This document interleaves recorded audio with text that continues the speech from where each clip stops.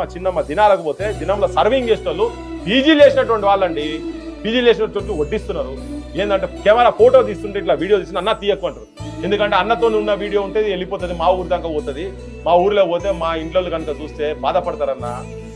మేము ఏదో ఇక్కడ చేస్తున్నాం, దేనికే మరి ఎందుకు వస్తారండి, ఏం చేయాలన్నా, ఇంట్లో పైసా అడగలేక ఎకరము 2 ఎకరాలు అర్ధ ఎకరము నీళ్లు చక్కగా రావు, ఘోరం ఉందన్న మా ఆర్థిక పరిస్థితి. ఫస్ట్ జనరేషన్ చదువులు చదువుకుంటూ ఇంటికి వచ్చినామన్నా, ఏదో ఒక పూట తిండి అన్న, పోయి లైబ్రరీలో చదువుకుంటాం, ఒక పూట తిండి ఒక 400-500 వస్తే మాకు దేనికైనా ఫీజులకు దేనికైనా ఖర్చుకు వస్తాయి అన్న.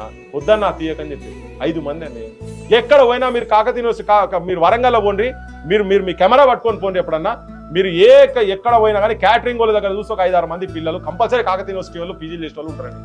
మరి ఇంత ఏం బాగుపడ్డారు తెలంగాణలా? ఏం చేస్తున్నారు వీళ్ళు? ఉద్యోగాలు వచ్చినాయా? తెలంగాణ వస్తే ఉద్యోగాలు వస్తాయని 610 జీవోను ఆగమాగం చేసిండ్రు, రాష్ట్రపతి ఉత్తర్వులు ఉత్తమాట చేసిండ్రు, పేపర్ మీది మాట పెంట మీద నూకిండ్రు అని రాసుకుందాం. ఉద్యోగాల గురించే కదా ఈ ప్రాంతం ఉద్యోగాలు.